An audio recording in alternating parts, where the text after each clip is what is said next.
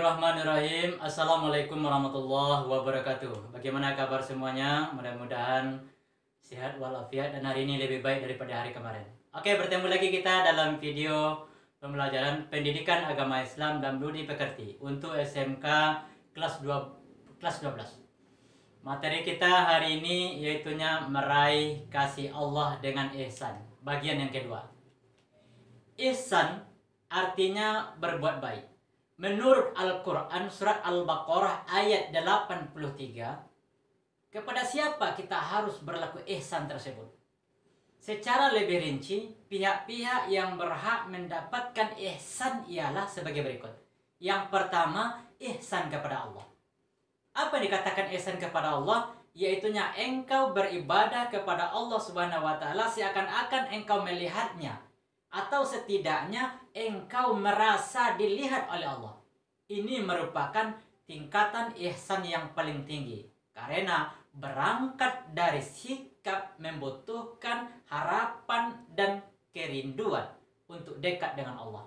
Inilah yang mengantarkan pelakunya kepada puncak keikhlasan dalam beribadah kepada Allah.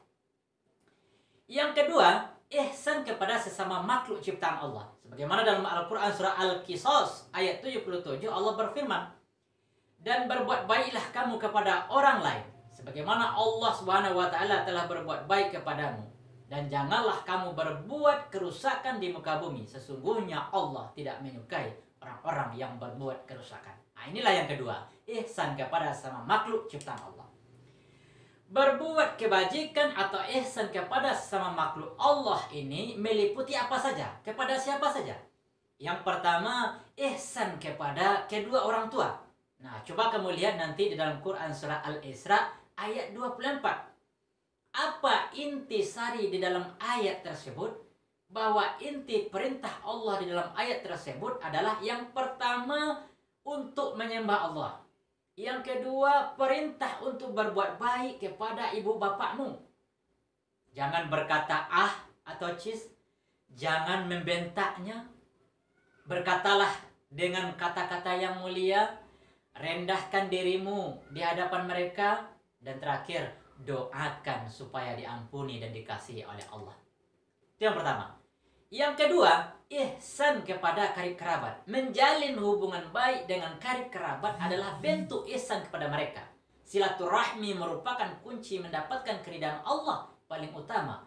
Terputusnya hubungan seorang hamba dengan Tuhan adalah karena terputusnya hubungan silaturahmi, terutama dengan karib kerabatnya.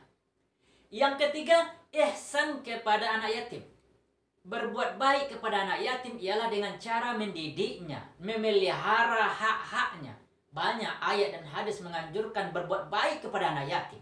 Di antaranya adalah salah satu sabda Rasul yang diriwayatkan oleh Bukhari. Apa kata Rasulullah? Aku dan orang yang memelihara anak yatim di surga kelak akan seperti ini, kata Rasulullah. Apa itu? Dia menunjuk antara jari telunjuk dengan jari tengahnya. Yang keempat, ihsan kepada fakir miskin.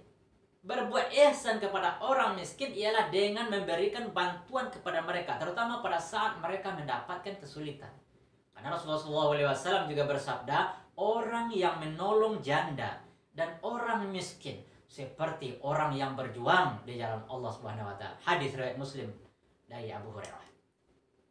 Yang kelima, ihsan kepada tetangga. Ihsan kepada tetangga meliputi tetangga dekat dari kerabat, atau tetangga yang berada di dekat rumah, atau tetangga jauh, baik yang jauhnya karena nasab maupun yang berada jauh dari rumah.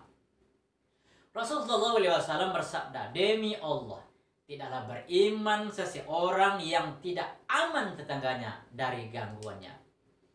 Yang keenam, yaitunya ihsan kepada tamu. Ihsan kepada tamu secara umum adalah dengan menghormati dan menjamunya. Karena Rasulullah SAW juga bersabda, barang siapa yang beriman kepada Allah dan hari akhir, hendaklah mereka memuliakan tamunya. Yang ketujuh, ihsan kepada binatang.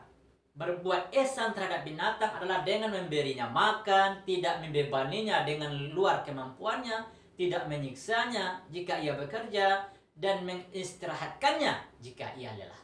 Bahkan pada saat menyembelih, hendaklah dengan menyembelihnya dengan cara yang baik pula, tidak menyiksanya serta menggunakan pisau yang tajam. Oke, yang terakhir, hikmah dan manfaat ihsan. Apa hikmah dan manfaat ihsan atau berbuat baik tersebut? Yang pertama, kebaikan akan berbalas kebaikan itu, janji Allah dalam Quran. Yang kedua, berbuat ihsan adalah tuntutan kehidupan karena tidak ada manusia yang dapat hidup sendiri. Maka Allah menjadikan saling berbuat baik sebagai sebuah keniscayaan. 3. Berbuat baik atau ihsan kepada siapapun akan menjadi stimulus terjadinya balasan dari kebaikan yang dilakukan. Kebaikan akan dibalas dengan kebaikan juga. Oke, demikian materi kita hari ini. Terima kasih. Assalamualaikum warahmatullahi wabarakatuh.